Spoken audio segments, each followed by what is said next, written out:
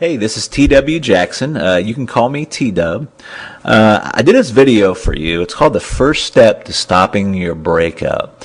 And I did this because I really want to help and give you some direction, because I know this is such an emotionally trying time. It's easy to make mistakes, because I've been there before, and I've helped folks that have been here.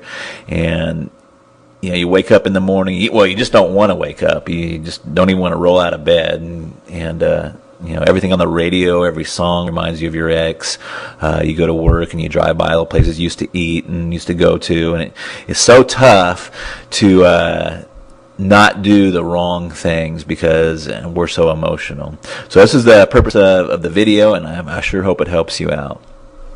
Oh, please keep in mind that technologically wise, I'm just a normal, everyday, average kind of guy. So please forgive me if I make a whole bunch of boo-boos and mistakes here.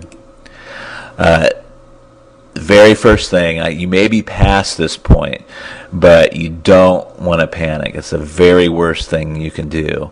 If you've already panicked in that, we're going to talk about that here in a minute. When you completely flip out and have an emotional breakdown, it only confirms their decision to break up with you. And of course, it pushes them farther away. If you're being clingy, if you're just demanding they spend more time with you, you're demanding they talk with you about this, it just pushes them farther away. Now, here's some signs of panic. If you've done this or had this done to you, you'll immediately recognize it. I call it text message terrorism. And, it's basically just sending a barrage of text messages trying to stay in this person's life, and trying to, get back together with them, and, just trying to find out exactly what happened. And it's one of the first signs that you'll see a lot of time is text message terrorism, I call it, or the old drunk dialing. Now, you don't necessarily have to be drunk to do what I call drunk dialing. You can be in a highly emotional state, and this is still, I consider, drunk dialing, but you know what this is too if you've done that. It's just calling over and over and over again, especially if you're getting the voicemail, and you want to basically professing your undying love, or how much you're sorry for what you did. None of this helps. Arguing about the breakup, contacting their friends and family. Now, this is kind of an interesting one. Reason most of us do this is because we don't accept what the ex have told us for the reason that they broke up. So we may think they have somebody waiting in the wings, or there's some other reason other than what they've told us for why they're breaking up. But you still don't want to do it. And accidental meetings. These don't really fool your ex, and they're not accidental. So another thing you don't want to do. So if you don't want to do all those things, what should you do? And this is really tough because you want to it's counterintuitive. What you should do is counterintuitive and opposite of your feelings. Your feelings inside are like, I've got to see them. I've got to tell them, what really happened. I've got to tell them how I really feel. And that's exactly opposite of what you should do. So here's the big secret. For right now, you want to agree with the breakup. That's right, you just calm, you're cool, and you agree with the breakup. Again, that's calm, and you're cool and okay with it.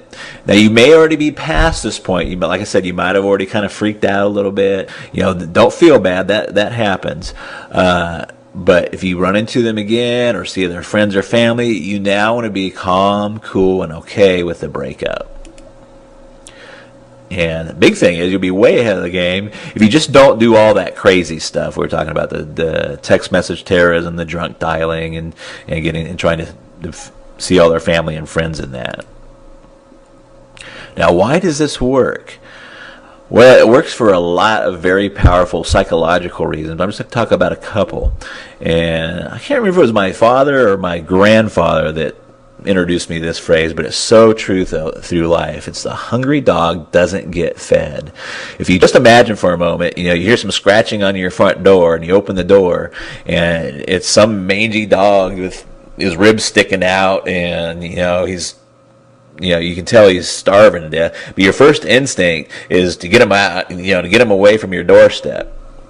Now, if you open that door and, it's a well-groomed dog, you tell he's fed, he's got a collar, he belongs to somebody, and you treat that dog a lot better than you treat the dog that's, kind of showed up on your doorstep hungry, if you will.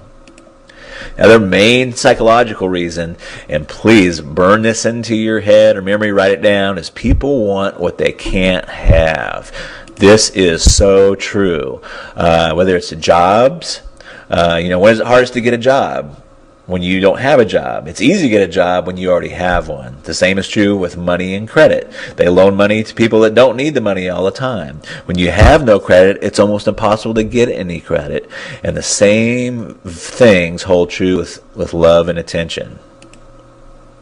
So, if you've blown it, it's okay.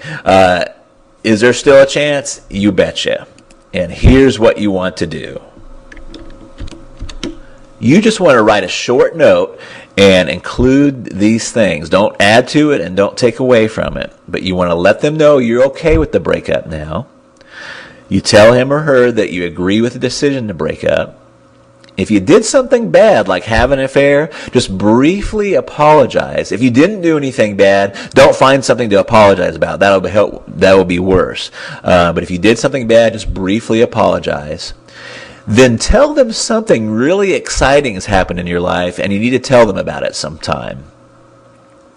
Let them know that you want to give them some time to themselves for now, and then close by saying, maybe at some point we can be friends. And remember, you want to be calm, and you want to have a cool tone. If you'd like a little example of this letter, just hang out for a second, and I'll give you a little example where you can get a little example. But this sets the stage for your next moves.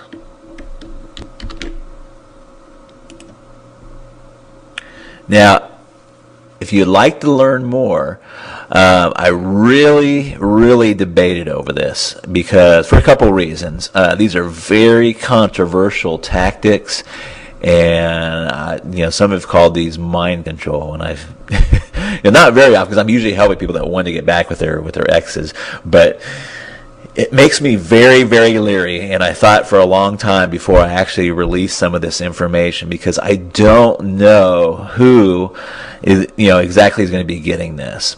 I'm assuming that you're an average, well-meaning individual, and that you're trying to get back with your ex with good intentions.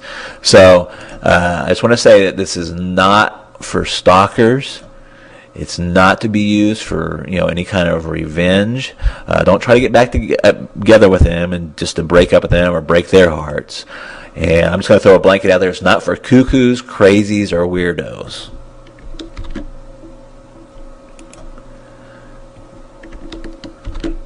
This is for just normal, loving people that have made some type of mistake in their relationships and want the best advantage of putting this back together and stopping their breakup and repairing their relationship. So if you'd like to learn more, just simply click the blue link below, or there may be a blue link to the right of this video. And I'll also have a little sample letter for you like I've showed you previously. So I hope this video has helped you, and I look forward to seeing you and rapping with you down the road. Talk to you later. Bye-bye.